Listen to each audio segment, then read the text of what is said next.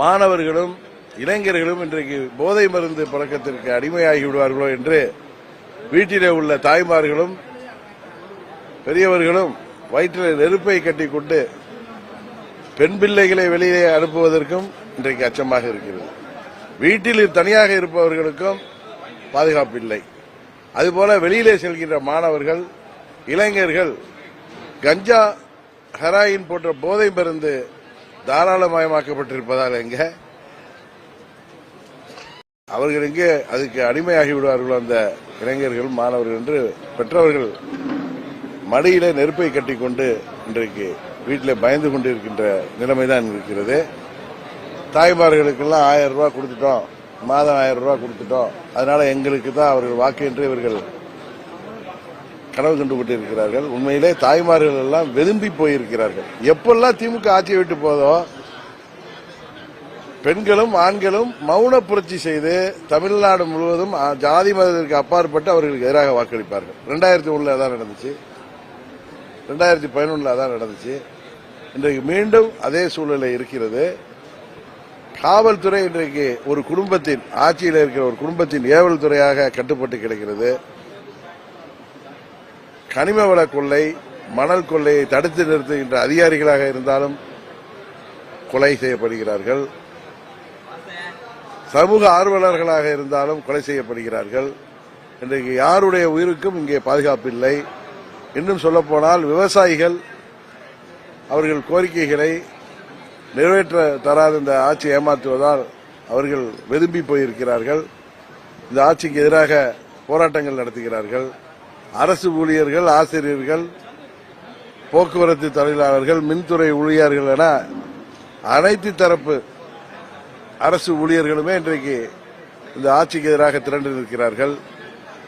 மருத்துவர்கள், செவிலியர்கள், இன்னும் சிறு குறு தொழில்கள் நடத்துபவர்கள் மின்கட்டண உயர்வால் பல தொழிற்சாலைகள் மூடப்படுகின்றன. பெரிய தொழில் செய்பவர்களும் இங்கே சட்டம் ஒழுங்கு கெட்டு கிடப்பதால் ரவுடிகள் ராஜ்யம் தலை தூக்கிவிட்டதால் இந்த ஆட்சியில் யாருடைய உயிருக்கும் பாதுகாப்பு இல்லாத சூழ்நிலையில் 5000த்திற்கும் 10,000த்திற்கும் கூலிப்படைகளை வைத்து கொலை செய்து விடலாம் என்கிற நிலை இருப்பதால் யாருடைய உயிருக்கும் இங்கே பாதுகாப்பு இல்லை. இன்னும் சொல்லப்போனால் விவசாயிகளுக்கு கிட்டத்தட்ட 2000 தடுப்பணைகள் கட்டப்படும் என்று நிதி ஒதுக்கினார்கள். எத்தனை தடுப்பணைகள் கட்டப்பட்டிருக்கு என்பது தெரியவில்லை. மின் கட்டணம் உயர்ந்திருக்கிறது. மாதம் ஒருமுறை மின்சார மோட்டார்கள் மின் கட்டணம் பதிவு செய்யப்படும் என்று எலக்ட்ரிக் மீட்டரில் என்று சொன்னார்கள். அதுவும் செய்யவில்லை. அவர் சொன்னது போல பத்திரம் பதிவு கட்டணம், முத்திரைத்தாள் கட்டணம் என்று எல்லாம் விண்ணை முட்டுகின்றனர் உயர்ந்திருக்கிறது. விவசாயிகள் மாத்திரமல்ல, அனைத்து தரப்பு மக்களும் இன்றைக்கு இந்த விலைவாசி உயர்வால் மக்கள் மிகவும் கடுமையாக பாதிக்கப்பட்டிருக்கிறார்கள்.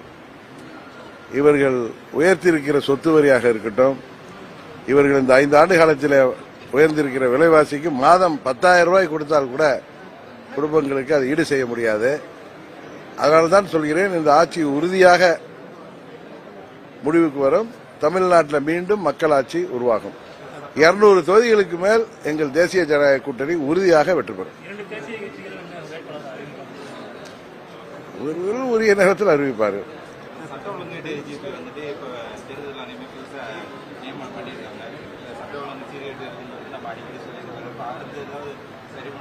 தேர்தல் நேரத்தில் வந்துதான் தேர்தல் ஆணையம் தான் இன்னைக்கு டிஜிபியை நியமிச்சிருக்காங்க. முன்னெல்லாம் பொறுப்பு டிஜிபியை தான் இந்த ஆட்சியாளர்கள் நியமித்திருந்தார்கள். எல்லா துறைகளிலும் ஊழல் உங்களுக்கு தெரியும். ஒரு எடுத்துக்காட்டாக அன்றைக்கு அமலாக்கத்துறை அமைச்சராக இருக்கின்ற நேரு அவர்கள் துறையில் பதவிக்கும் பதவி நியமனத்துக்கும் பதவி மாறுதலுக்கே கிட்டத்தட்ட 2500 கோடி ஊழல் நடந்திருப்பதை சொல்லியும் தமிழ்நாடு அரசாங்கம் நடவடிக்கை எடுக்கிறதுனால் அதை உயர்நீதிமன்றமே அவர் மீது நடவடிக்கை எடுக்க சொல்லி தக்க நடக்க சொல்லி ஆணை பிறப்பிக்கின்ற அளவுதான் இந்த ஆட்சி இருக்கு.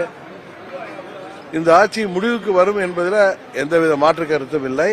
உறுதியாக நாங்கள் வெற்றி பெறுவோம். ஒவ்வொரு முறையும் வந்து எங்களுக்கு தான் சாதகமா இருக்கு. அதான் சொல்றேன், அவங்க போன எம்பி எலெக்ஷன் வரைக்கும் சிறுபான்மை மக்களை ஏமாற்றினார்கள்.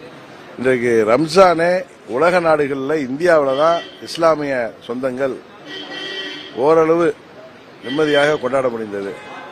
நீங்க பாகிஸ்தானா இருக்கட்டும், ஈவன் ஸ்ரீலங்காலையும் நிதி நெருக்கடி, கடுமையான நிதி பற்றாக்குறை, அங்கும் கொண்டாட முடியவில்லை. பங்களாதேஷ் உங்களுக்கு தெரியும் எவ்வளவு சட்டம் ஒழுங்கு பிரச்சனை. ஈரான் நாடுகளில், ஈரான் போன்ற கல்ஃப் கண்ட்ரீஸ்ல இந்த போர்னால அங்கே இஸ்லாமிய சொந்தங்களாக இருக்கட்டும் மற்றும் வாழ்கின்ற அனைவருமே ரம்ஜான் நோன்பை சரியாக கொண்டாட முடியவில்லை. ஆனால் இங்கே மோடி அவர்கள் ஆட்சி இருப்பதால் தான் இந்தியாவில் மக்கள் பாதுகாப்பாக இருக்கிறார்கள்.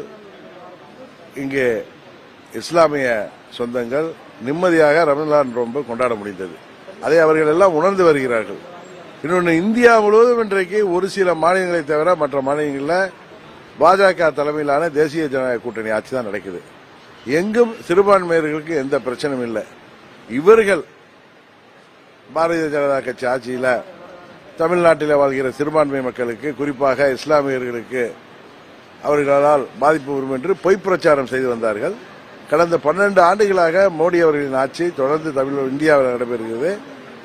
ஒரு சில மாநிலங்களை தவிர பல மாநிலங்களில் மோடி அவர்களின் ஆட்சி தான், பாஜக ஆட்சி, என்டிஏ கூட்டணி ஆட்சி தான் நடைபெறுது. அங்கெல்லாம் சிறுபான்மையினருக்கு எந்த ஒரு மிரட்டலோ அச்சுறுத்தலோ பாதிப்போ கிடையாது. அதனால்தான் சொல்கிறேன், தமிழ்நாட்டில் வாழ்கிற சிறுபான்மை மக்கள் இனி திமுகவிடம் ஏமாற மாட்டார்கள். உறுதியாக மத்தியிலிருந்து எல்லா திட்டங்களையும் உரிமையோடு பெற்றுத் தருவதற்கு ஒரு நல்லிணக்கத்தோடு மத்திய மாநில அரசுகள் இருந்து தமிழ்நாட்டுக்கு தேவையான அனைத்து திட்டங்களையும், அனைத்து வளர்ச்சி திட்டங்களையும் நிறைவேற்றி தருவதற்கு இந்த முறை தமிழ்நாட்டு மக்கள் ஜாதி மதங்களுக்கு அப்பாற்பட்டு தேசிய ஜனநாயக கூட்டணியை தேர்ந்தெடுத்து விட்டார்.